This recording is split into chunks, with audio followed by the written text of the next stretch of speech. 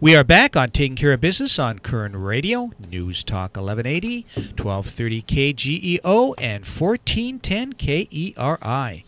Our guest is a friend of the program, president of the Pacific Research Institute, and author of two fantastic books, The Truth About Obamacare and The Top 10 Myths of American Healthcare, Sally Pipes. Sally, welcome to Taking Care of Business. Well, thank you. And just not to interrupt, but my latest book is called The Pipes Plan, The Top 10 Ways to Dismantle and Replace Obamacare. And, it's being delivered to every member of Congress and people on both sides of the aisle and politicians and things. So I'm hoping that when the people on the left keep saying the Republicans don't have a plan, I have a plan, and I hope that they're going to take some of the points from it and the Republicans themselves have plans.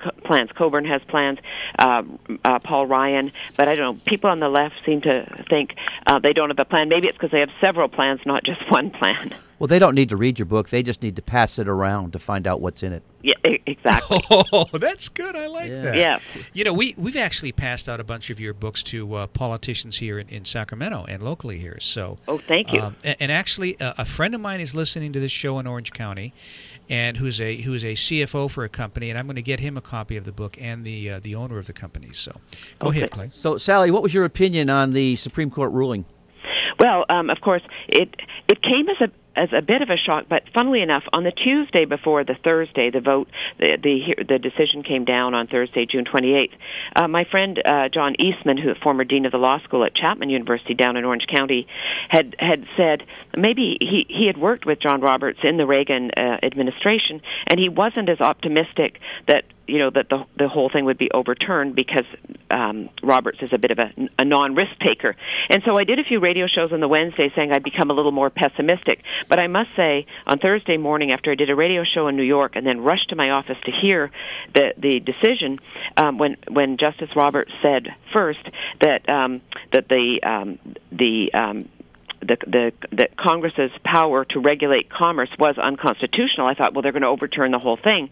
But then in the next breath, he said, but they upheld the law because they said that Congress's power to tax is constitutional for under the issue of the individual mandate. So it was a blow, but we've realized now that this has moved from the courts to the political arena, and this is going to be the issue of the Affordable Care Act, Obamacare. I think is going to be, if not the top, in the top two issues that the electorate are going to face this November. Do they want the government takeover of health care, or, as the polls have shown, still 54% of Americans would like to see Obamacare repealed and replaced?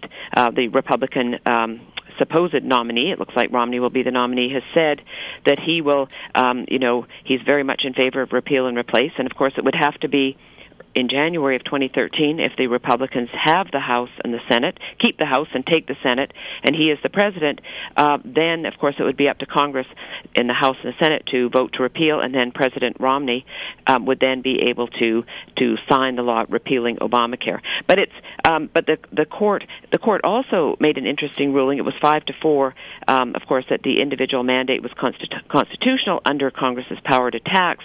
But there was also one of the other things they looked at was, does the federal government have the power to force the states to increase their Medicaid programs? And that was a 7-2 decision that the federal government doesn't have that power. And so there's a lot of discussion, a lot in the media. Florida and Texas have said they're not going to expand their Medicaid programs. Louisiana, Bobby Jindal, Nikki Haley in South Carolina. So the CBO, the Congressional Budget Office, just came out yesterday with their rescore on, what this decision about the Medicaid expansion means. And they say that the number of uninsured will probably increase by 3 million, and they said that the cost of the Affordable Care Act will be down by $84 billion over 11 years from 2012 to 2022. But the issue still is that this health care law between 2014 and 2024 is going to cost probably $2.6 trillion, and for the decade 2012 to 2022, we're looking at $1.76 trillion, and the CBO knows that. So it's much more than the $940 billion, almost double what the Congressional Budget Office has said following President Obama's signing of the Affordable Care Act on March 23rd, 2010. Wow. We're having a conversation with author and president of the Pacific Research Institute, Sally Pipes. Sally, one of the comments that President Obama made, he said, if you make less than $250,000, you will have no increase in your taxes. And yet the government declared this a tax. So that was one of his lies. Right. The other lie that he said was you can keep your plan if you like it. And you and I both know there's no way you're going to be able to keep your plan with all the limits they're placing on the various benefits. Well, exactly. I mean, the president said over and over again that he was going to have a health care law which would not increase taxes on the middle class.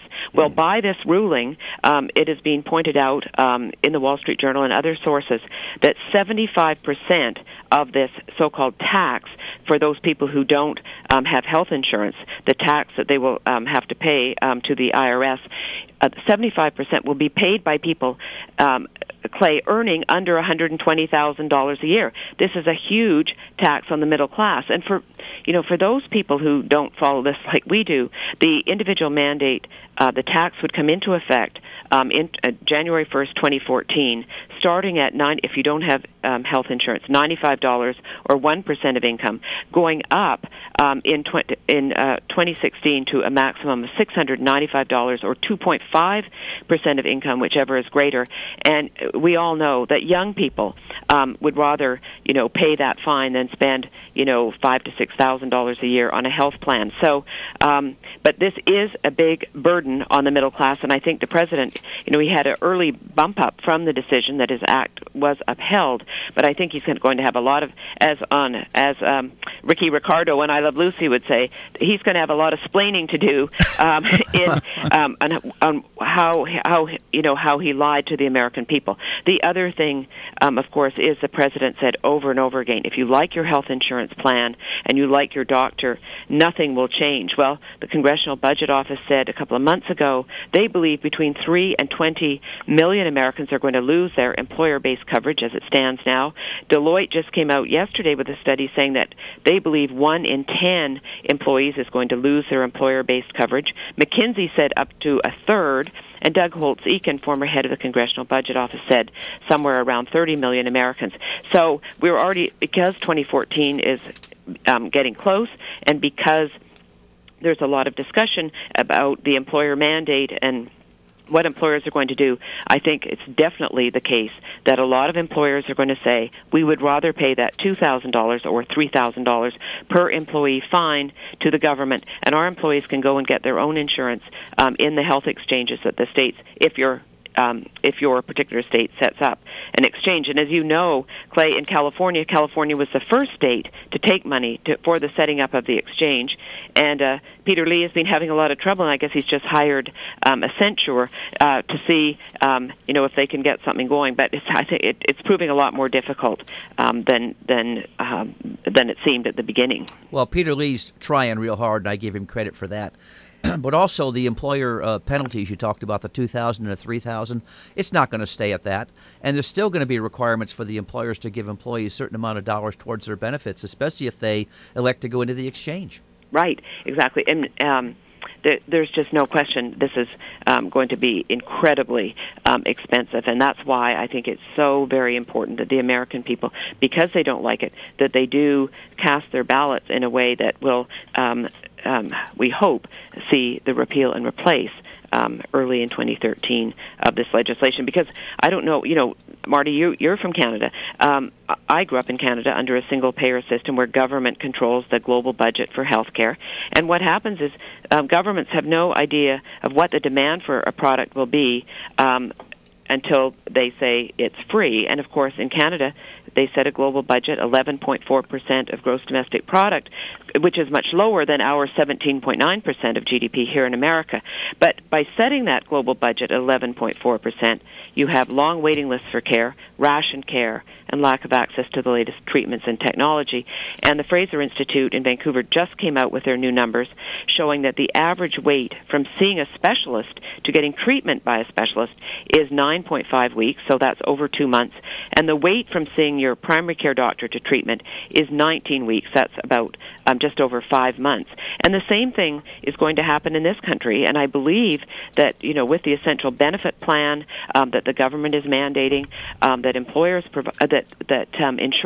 insurers provide, I think, there's no question that a lot of insurers are going to be crowded out of the market. And then politicians will say, well, we really have to now move to a single payer system because it'll be more efficient, it'll be cheaper, and everybody will have universal coverage. Yeah. Well, don't buy it. Yeah, and that's the intent. I saw that Fraser Institute study, and it's a little bit scary. When we come back from the break, Sally, I've got a question for you. I want you to kind of recap something for me, because I have a couple of friends of mine that are CFOs that are listening to this program, and I want you to kind of put something together for me, okay? Sure. Okay, we'll be back in a moment on Taking Care of Business on Koerner Radio, News Talk 1180.